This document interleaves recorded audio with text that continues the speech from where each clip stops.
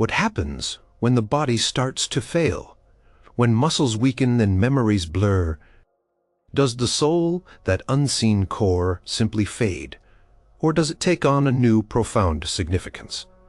In the medieval period, roughly from the 5th to the 15th century, people grappled with these very questions, shaping beliefs about the souls of the aged that might truly surprise you.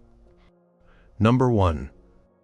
The soul's post-mortem power and haunting. Think about a chill night in a small village, the kind with only flickering rushlights and the howls of winter winds. People in the medieval world often thought about what happened after a person breathed their last. For the aged, particularly those who had lived lives marked by hardship, unresolved grievances, or sudden unexpected ends, their souls were sometimes believed to linger. These lingering souls were not always peaceful. Many folk stories, passed down by the hearthside, spoke of the aged dead returning.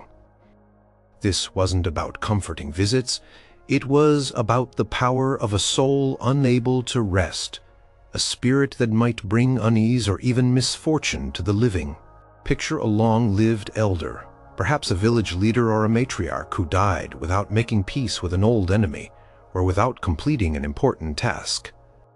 The idea was that such a soul, weighed down by earthly concerns, would find it difficult to move on to the afterlife.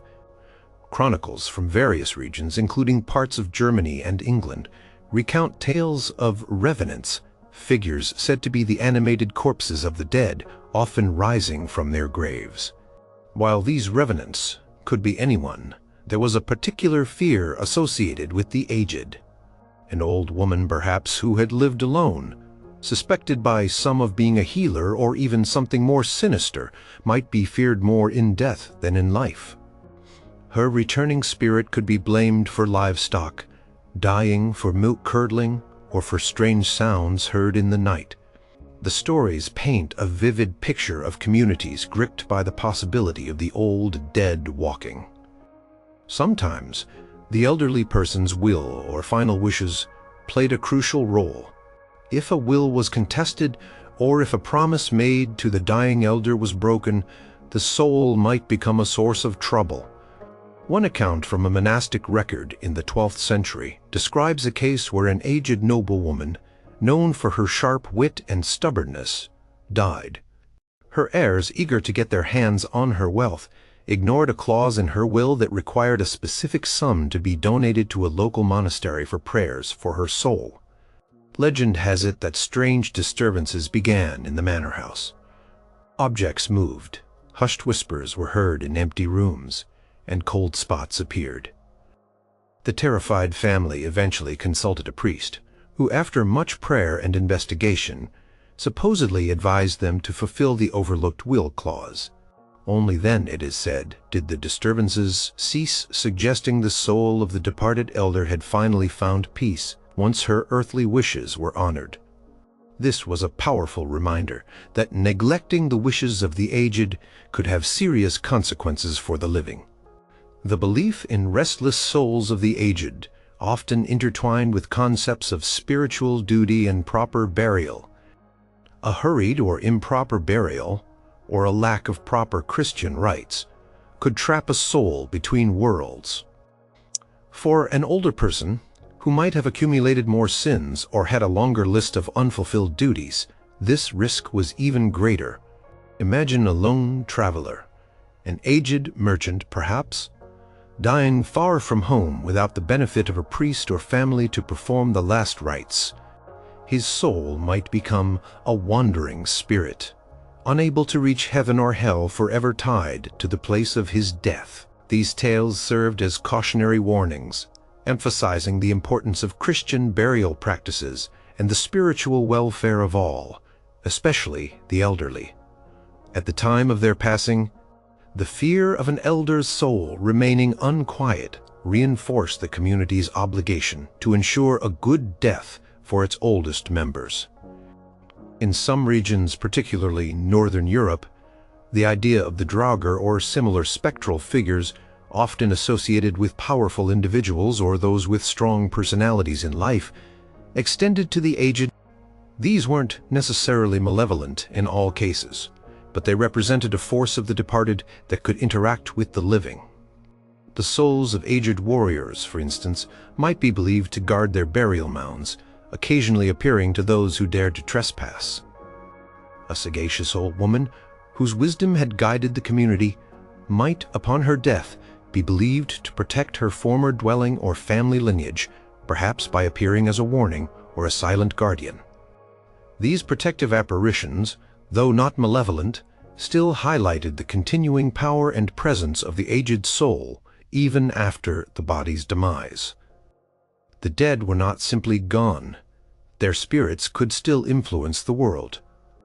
The Church, while generally teaching against the literal return of the dead as ghosts, did acknowledge the concept of souls in purgatory who might seek intercession. For the aged who had accumulated many years and thus, potentially, many sins, the prospect of a long stay in purgatory was very real.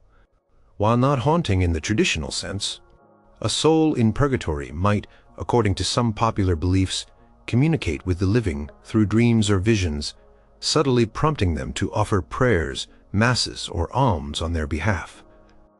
An old parent, for instance, appearing in a dream to their grown child, might be interpreted as a plea for spiritual assistance.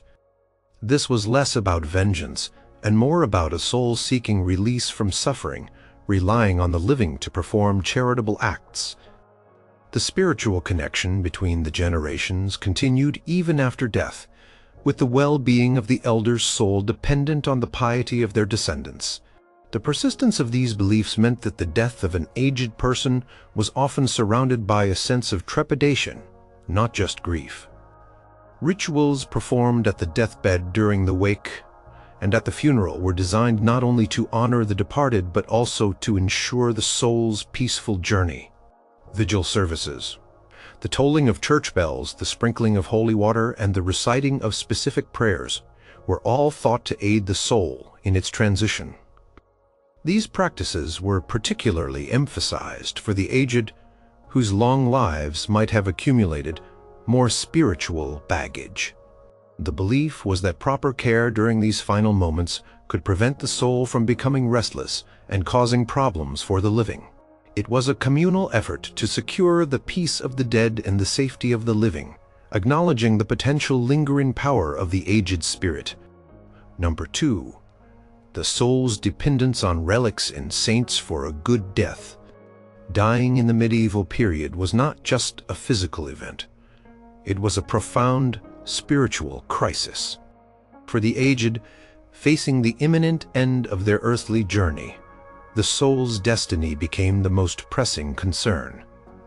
People believed that a good death, one that ensured the soul's safe passage to the afterlife, or at least a manageable stay in purgatory, was paramount. To achieve this, the souls of the aged heavily relied on the power of holy relics and the intercession of saints. These weren't just comforting traditions. They were seen as vital tools for spiritual survival in the face of judgment. Imagine an elder, perhaps a matriarch or a patriarch, on their deathbed, their body failing. Around them, the family would gather not just to grieve, but to participate in a sacred drama. Central to this drama was the presence of holy objects. A small piece of a saint's bone, a fragment of cloth said to have touched a holy person, or even soil from a revered pilgrimage site, might be brought into the room. These relics were believed to possess a tangible spiritual power, a divine energy that could cleanse, protect, and guide the departing soul. The dying person might touch the relic, or it might be placed upon their chest, hoping its holy aura would ward off demonic forces and ease the soul's transition. This ritual was not merely symbolic, it was considered an active intervention on behalf of the vulnerable soul. The practice of venerating saints was deeply ingrained in daily life, but it took on particular urgency at the moment of death for the aged. Saints were seen as powerful intermediaries, living in God's presence, capable of pleading for the souls of the faithful, Specific saints were invoked for specific purposes. Saint Christopher, for example, was often called upon for protection during travel, but his aid was also sought for the journey the soul undertook after death. Saint Barbara was known as a patron saint for a good death, offering protection against sudden, unprepared dying. An aged individual, having lived a long life and perhaps accumulated more sins than a younger person, would particularly seek the favor of these saints, hoping their divine influence would tip the scales in their favor during the soul's judgment. Prayers to these saints would be whispered by the dying person or by their family on their behalf, a fervent plea for spiritual assistance. The sacrament of extreme unction, or the anointing of the sick, was another critical element directly administered by a priest. This sacrament was believed to provide a spiritual cleansing for the dying, wiping away remaining sins and preparing the soul for its final journey. For the aged, who had often lived long enough to commit many small transgressions, this sacrament was profoundly important. The priest would anoint the eyes, ears, nose, mouth, hands, and feet, symbols of the senses through which sin might have entered the body. The ritual was performed with great solemnity, the family witnessing this spiritual preparation, hoping it would secure a favorable outcome for the soul. It was a tangible act of spiritual support, bolstering the soul against the trials of death. Beyond the immediate deathbed, the care for the aged soul extended into the afterlife through the practice of masses and prayers for the dead. Wealthier individuals especially would make provisions in their wills to fund perpetual masses for their souls. These masses, celebrated by priests long after the person's death, were believed to shorten the soul's time in purgatory. An aged merchant, for instance, might dedicate a significant portion of his estate to a monastery or church, explicitly for the purpose of having prayers and masses offered for his soul regularly. This was not just a display of piety, it was a desperate effort to continue spiritual assistance to the departed soul, ensuring its eventual release into heaven. The duration and frequency of these prayers often reflected the individual's perceived spiritual need or their family's devotion. Pilgrimages undertaken earlier in life were also considered a way to secure spiritual merit for old age and death. An aged pilgrim, perhaps, traveling to a shrine of a saint like Thomas Becket at Canterbury, would endure hardship and danger all for the hope of divine favor. The spiritual benefits accrued from such a journey were believed to contribute to a cleaner soul, making the transition at death easier. Even if an aged person could not make a pilgrimage themselves, their family might undertake one on their behalf, or dedicate gifts to a shrine in their name. The blessings associated with these holy sites and the saints enshrined there were thought to extend to the soul, providing a spiritual buffer against the uncertainties of judgment. The dying elderly might also hold a crucifix or an image of a beloved saint in their hands during their final moments. These were not mere comfort objects. They were seen as powerful symbols of Christ's sacrifice and the saint's spiritual protection, providing a visible anchor for the struggling soul. The gaze of the dying fixed on these holy images was believed to direct their final thoughts and spiritual focus towards salvation.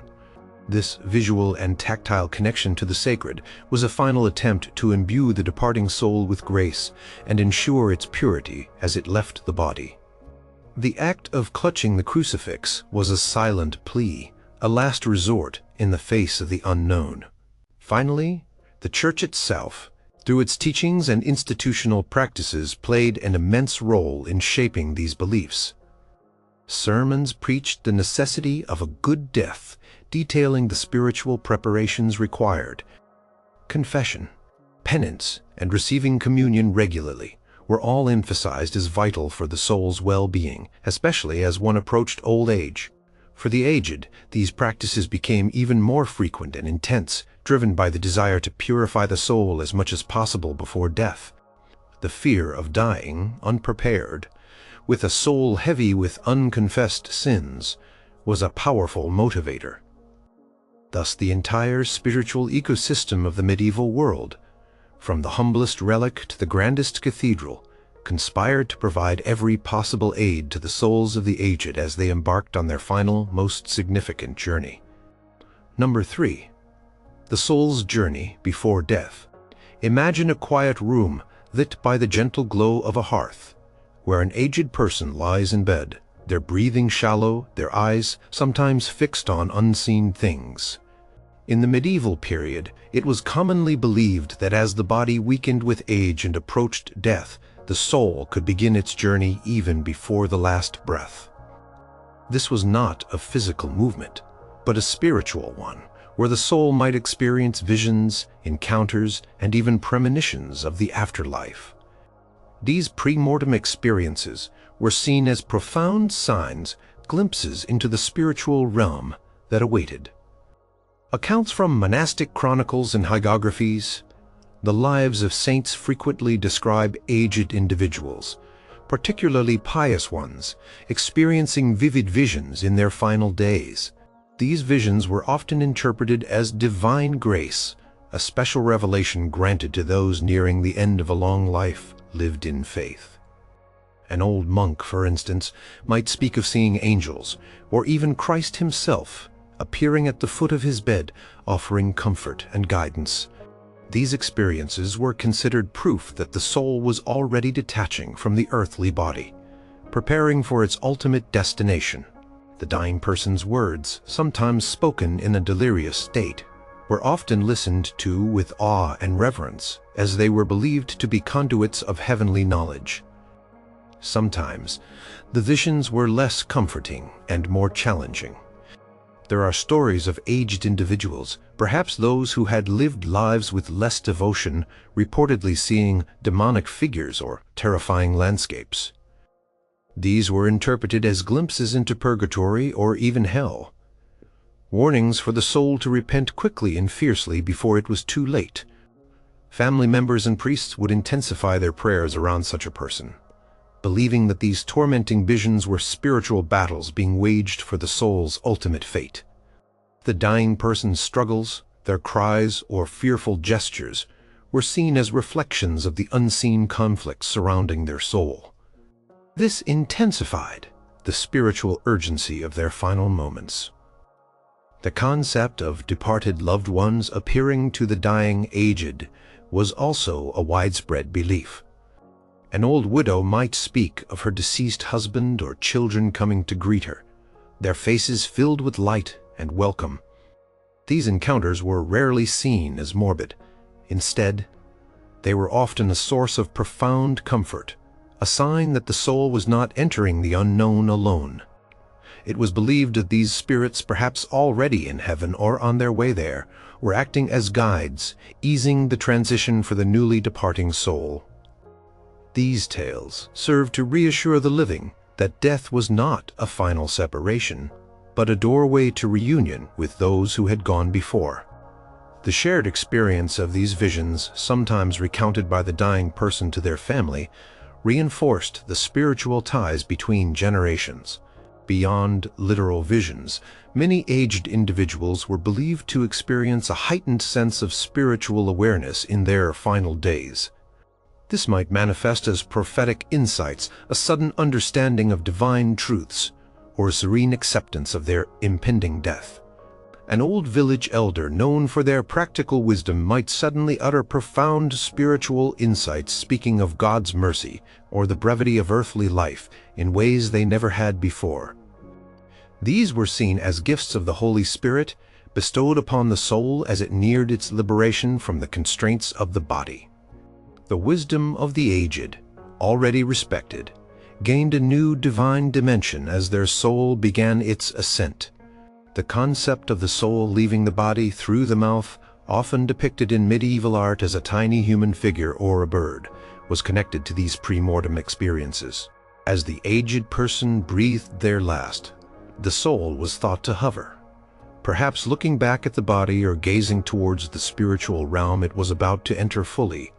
This hovering period could be moments or even longer, depending on the individual's spiritual state. During this time, the soul might still be vulnerable to demonic attacks, hence the intense prayers and rituals performed at the deathbed. The struggle of the soul to fully separate from the body was a dramatic spiritual event, watched over by both earthly and heavenly beings. Some medieval medical treatises, while far from modern science, sometimes acknowledged these phenomena as part of the natural process of dying, albeit interpreted through a spiritual lens. They might describe the weakening of the body's humors leading to altered states of consciousness, but these altered states were then layered with theological meaning. The soul, no longer anchored firmly by a robust body, was free to glimpse beyond the veil. For the aged, whose bodies had seen many years of decline, this detachment was seen as more pronounced and natural. It was a sign of the soul's inevitable breaking free from its earthly prison, a process that began long before the final breath. The societal response to these pre-mortem journeys was often one of profound spiritual engagement. Priests would be called to the deathbed, not just to administer sacraments, but to listen, interpret, and guide the dying soul. Family members would keep vigils praying constantly, ready to assist the soul in its final struggles or to bear witness to its heavenly visions. The stories of these spiritual journeys, often recounted for generations, reinforced the belief in an active, vibrant afterlife and the vital role of faith in preparing for it. For the aged, their final moments were not just a physical decline, but a dramatic prelude to eternity, a journey of the soul beginning even as life faded from the body. Number 4. The soul's wisdom and prophetic gift in old age. Imagine an old man, his face etched with wrinkles, his eyes holding the depth of countless seasons. Or an old woman, her hands gnarled by work, her voice a soothing murmur of ancient tales. In the medieval world, it was widely believed that, as the body aged and the senses might dull, the soul itself gained a profound kind of wisdom, and even a prophetic gift. This was not merely about accumulated experience. It was about the soul becoming purer, closer to the divine, and thus more capable of seeing beyond the ordinary world. The aged were often seen as living repositories of spiritual insight. This belief had deep roots, drawing from biblical figures and ancient philosophical traditions. Prophets in the Old Testament were often depicted as old, their advanced years lending weight to their divine pronouncements. For instance, the prophetess Anna, mentioned in the Gospel of Luke, was described as of a great age when she recognized the infant Jesus as the Messiah in the temple. Her age was intrinsically linked to her spiritual perception and her ability to prophesy. This established a powerful precedent. Old age could lead to a deeper understanding of God's will and a clearer vision of future events. This was seen as a special grace, a reward for a long life lived hopefully in piety. Monastic communities often revered their aged abbots and abbesses, not just for their administrative skills, but for their spiritual wisdom. An old abbot, perhaps blind or frail, might still be the most sought-after counselor, his insights considered divinely inspired. His advice on spiritual matters, on the interpretation of Scripture, or on the struggles of the monks, was treated with immense respect. His long years of contemplation and ascetic practice were believed to have refined his soul, making it a clearer vessel for divine truth. Chronicles within various monastic orders frequently record the last words or prophecies of their aged leaders, seen as final testaments of profound spiritual knowledge. In broader society, the aged were often the guardians of communal memory and lore. They held the knowledge of past harvests, ancient customs, and traditional remedies.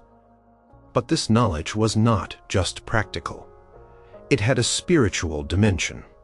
An old village-wise woman, for example, might be consulted, not just for healing herbs, but for guidance on matters of the heart, for insights into perplexing events, or even for interpretations of dreams. her wisdom was seen as emanating from a soul refined by experience and close observation of life's patterns, sometimes bordering on the uncanny. While the Church sometimes viewed such folk practices with suspicion, the belief in the aged's intrinsic spiritual sight persisted among the common people. The fading of physical senses in old age was sometimes interpreted as the soul withdrawing its focus from the earthly world and turning inward towards higher truths. If an old person's eyesight or hearing began to fail, it was not always seen as merely a physical deficit. Instead, it could be understood as the soul redirecting its energy, sharpening its spiritual perception. The outer world grew dim, allowing the inner world of divine revelation to become clearer. This allowed for the idea that profound spiritual insights could come from those who might seem physically diminished, further elevating the spiritual stature of the aged. Prophetic dreams and visions were also frequently attributed to the aged. An old grandmother might recount a dream that later proved to be a warning of an impending flood or a sign of good fortune. These dreams were seen as the soul unburdened by the clamor of youth, receiving messages directly from the divine or from the realm of spirits. Such accounts passed down orally reinforced the community's belief in the special connection between old age and spiritual foresight. It wasn't about fortune-telling in a trivial sense, but about receiving guidance for the community's well-being or for individual spiritual journeys. Even political leaders and rulers sometimes sought counsel from aged figures, recognizing their accumulated experience and, importantly, their perceived spiritual wisdom. An aged advisor might be valued not just for their political acumen, but for a perceived moral authority and a deeper understanding of the world's spiritual workings. Their advice, often delivered with a gravitas born of years, was believed to carry a weight that went beyond mere strategy, tapping into a more profound, almost sacred understanding of right and wrong, and of what God might favor. The idea of the soul's wisdom in old age also played into the concept of a good death. An aged person who approached death with serenity and clarity was seen as having a soul that was already largely purified and receptive to divine truth. Their final words, often a mix of blessings, advice, and prayers, were held in high regard. These deathbed pronouncements were often imbued with a prophetic quality, seen as the last potent expressions of a soul preparing for its divine ascent. They were listened to intently by family and community, sometimes written down, serving as spiritual testaments that continued to guide the living long after the elder's passing. In essence, the medieval perception of the aged soul was that it transcended the limitations of the aging body. While the physical shell might decay, the inner essence, the soul, was believed to ripen, becoming more spiritually perceptive, wiser, and more attuned to the divine. This gave the aged a unique and revered place in society, not just as experienced members, but as spiritual guides, and at times as conduits for prophetic insights. Number 5. The soul's linguability to demonic influence in old age. Walk through any medieval village, and you might hear hushed whispers about certain old women living on the fringes, perhaps a little too knowledgeable about herbs, or with eyes that seemed to see too much. While old age was sometimes associated with spiritual wisdom, a darker, more unsettling belief also took root: the idea that the souls of the aged, particularly women, could become especially vulnerable to demonic influence. This vulnerability could lead to accusations of witchcraft and pacts with the devil, casting a chilling shadow over the twilight years of many. This belief was particularly fueled by the Church's growing concern over heresy and folk magic in the later medieval period. As the body weakened, it was thought that the soul's defenses might also diminish, making it an easier target for malicious spirits. The devil, ever eager to snatch souls, was perceived to target those who were lonely, desperate, or perhaps already perceived as outside the norm.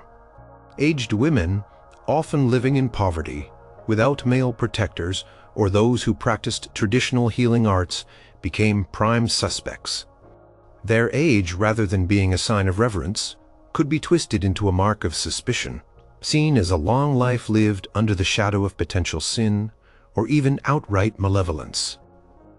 Consider the common image of the witch, an old woman, often depicted with a crooked staff, perhaps a black cat, and a malevolent gaze.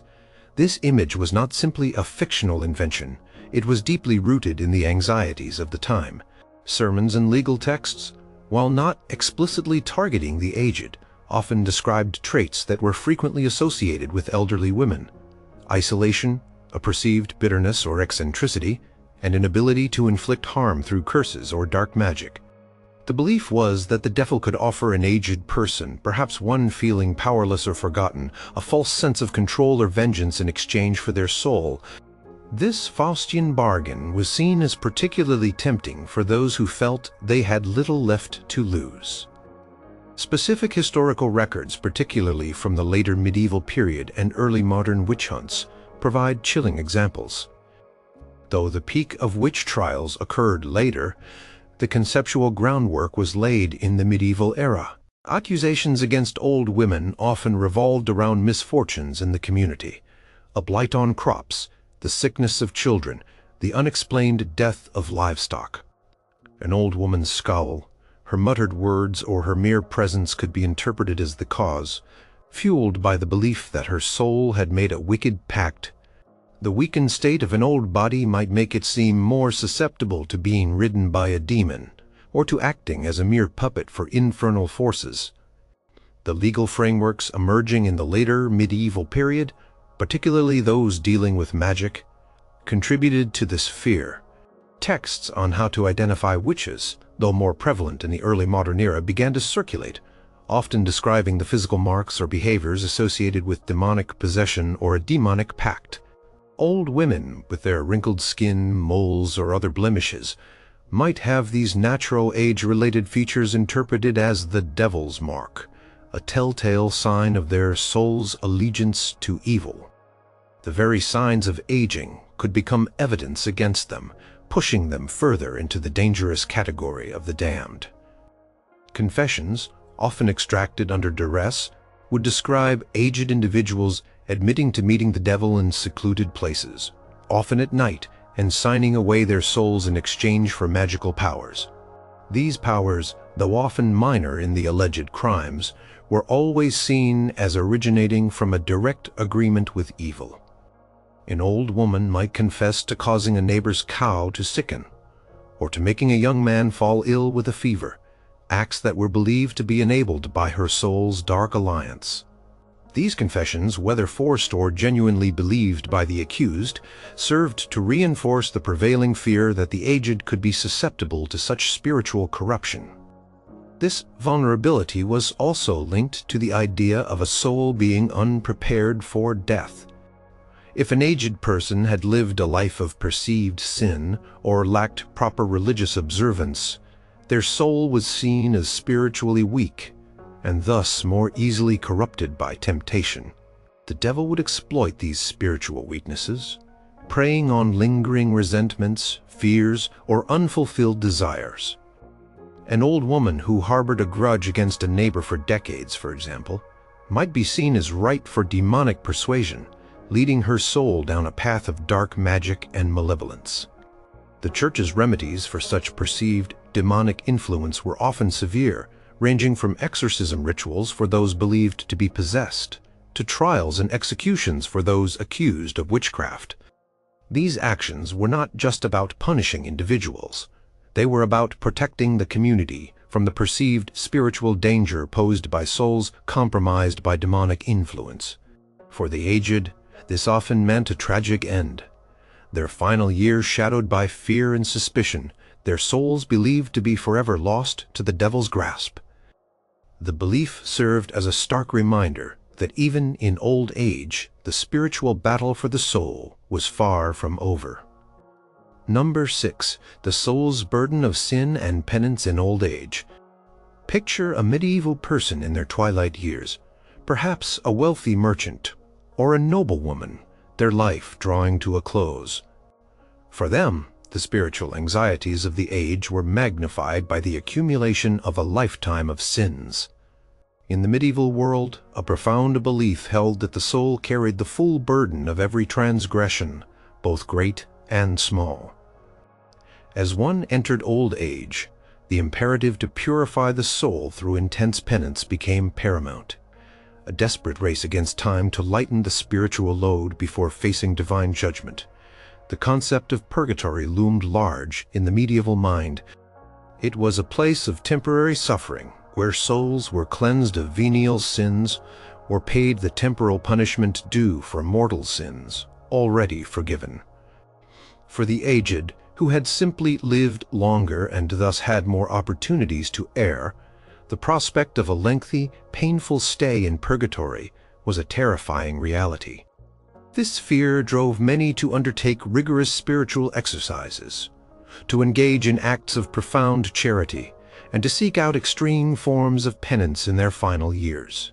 They sought to reduce the soul's time in post-mortem, suffering a desperate effort to escape the fiery cleansing. One common manifestation of this belief was the practice of deathbed confessions. An aged person, feeling their life slip away, would summon a priest to confess all their sins, even those long forgotten. This was not just a formality. It was believed to be a final, critical opportunity for the soul to be cleansed. The priest would listen intently, grant absolution and a sign of final penance, perhaps a series of prayers or an act of contrition. The sincerity of this deathbed repentance was believed to be crucial for the soul's salvation. There are accounts in various monastic records describing priests spending hours by the side of dying elders, meticulously going through their lives, ensuring every sin, however minor, was acknowledged and confessed. Charitable giving also soared in old age. Wealthy elders particularly would often dedicate significant portions of their estates to churches, monasteries, or hospitals. This wasn't solely for earthly legacy. It was a direct investment in their soul's future. The prayers of the monks, the gratitude of the poor, and the good works enabled by their generosity were all believed to generate spiritual merit, reducing the burden of sin on their soul. A nobleman who had perhaps engaged in violence or exploitation in his younger days might, in his old age, found an almshouse or endow a chapel, hoping these acts of piety would atone for his past transgressions and secure a more favorable judgment for his soul. Pilgrimages, sometimes arduous and dangerous, were undertaken by the aged, even those frail and infirm. A journey to a holy shrine, like Santiago de Compostela in Spain or Canterbury in England, was considered an act of great penance. The physical suffering endured during the journey was believed to purify the soul, purging it of sin. There are accounts of elderly individuals barely able to walk, being carried or supported by family members determined to complete a pilgrimage before their death.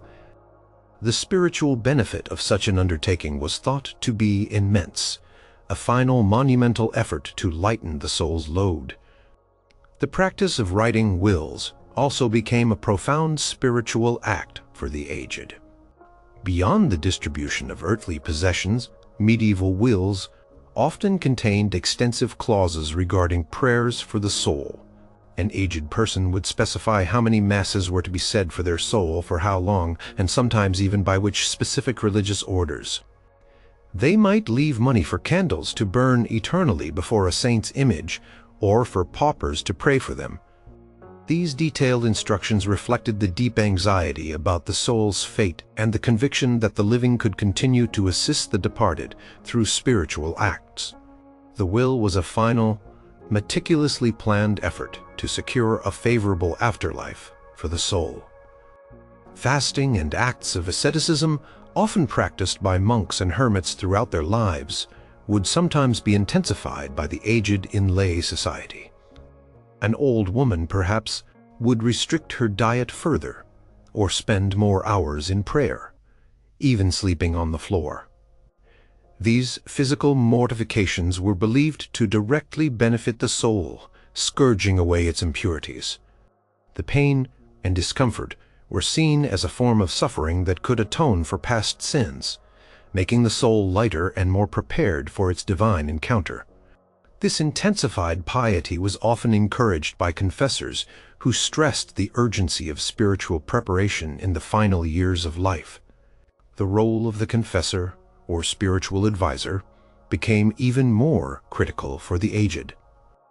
These priests would guide the elderly through a process of rigorous self-examination, encouraging deep repentance and spiritual cleansing. They would explain the theology of sin and redemption, emphasizing the mercy of God, but also the necessity of atonement. The confessor served as a spiritual physician, prescribing remedies for the soul's ailments, remedies that became more urgent and more potent as death approached. For the aged, the confessor was a lifeline, helping to navigate the treacherous path towards a spiritually sound death. In essence, old age in the medieval period was a time of intense spiritual reckoning. The long journey of life meant a greater accumulation of sins, and thus a greater burden on the soul.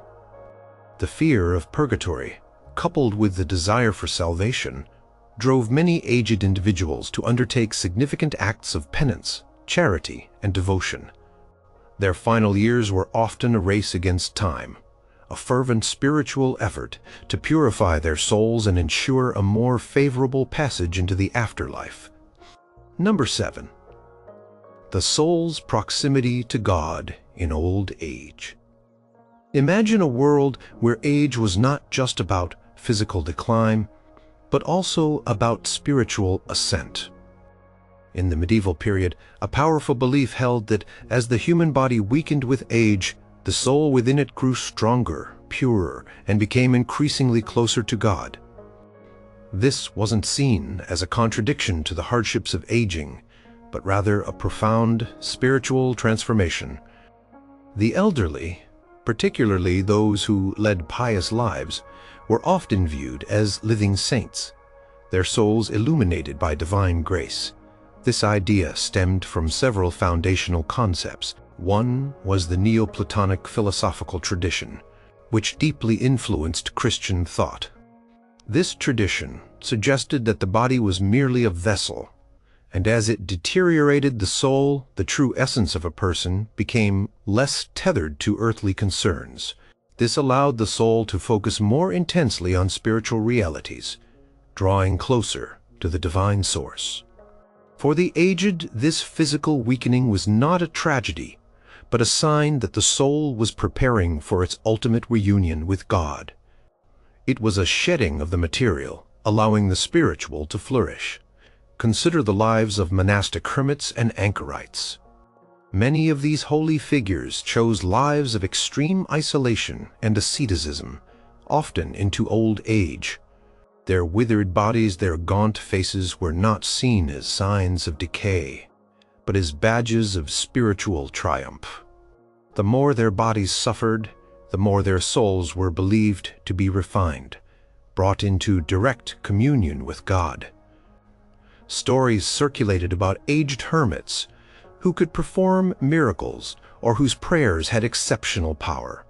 These powers were attributed directly to their soul's purity and their close relationship with the divine, a relationship forged through a lifetime of spiritual discipline, culminating in their old age. Saints were frequently depicted as elderly, their wisdom and spiritual authority inseparable from their advanced years. Saint Benedict, the patriarch of Western monasticism, is often shown as an old man, his venerable age signifying his profound spiritual insight and his direct connection to God. His teachings and rules created in his elder years were seen as inspired by divine wisdom, a reflection of his soul's profound purity. The longer a saint lived, the more opportunities their soul had to accrue merit to be tested, and to ultimately achieve a state of grace that brought them closer to the divine. The contemplative life, highly valued in medieval Christianity, was believed to be particularly suited to old age.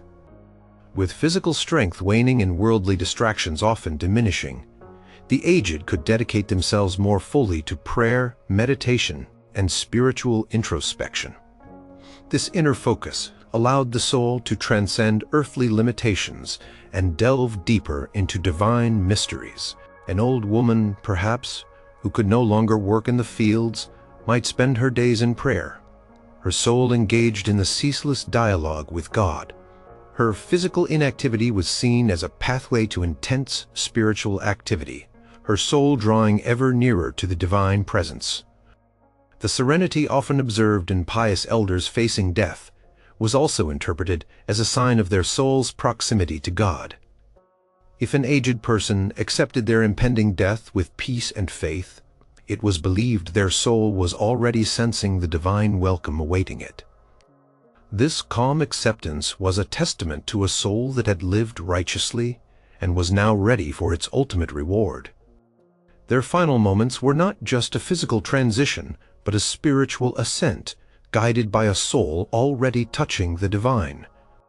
Furthermore, the wisdom attributed to the aged was often seen as a reflection of their soul's deeper understanding of divine truths. While youthful intellect might grasp complex theological arguments, the wisdom of an elder, often expressed in simple, profound terms, was believed to come from a soul that had seen much, reflected deeply, and gained insight directly from God. An old patriarch advising his family on a moral dilemma might speak with an authority that stemmed not just from experience, but from a spiritual clarity bestowed upon his aging soul. His counsel was thus often taken as almost divine guidance. The very prayers of the aged were often considered more potent and effective. An old woman's intercession for a sick child, or an old priest's blessing, carried immense weight. This was because their souls, having spent decades in devotion, were thought to be particularly attuned to God's will and more likely to be heard. The long years of prayer and righteous living were seen as building up a reservoir of spiritual power within the soul, making its petitions to God more compelling. Communities would often seek out the prayers of their oldest, most pious members, believing their souls held a special favor with the divine. Ultimately, the medieval belief in the soul's proximity to God in old age offered a powerful spiritual consolation and an elevated status for the elderly. It reframed the physical challenges of aging as a spiritual journey, a purification process that brought the soul closer to its Creator. For a society deeply rooted in faith, this meant that the final years of life were not just a decline, but a profound and sacred period where the soul's connection to the divine shone brightest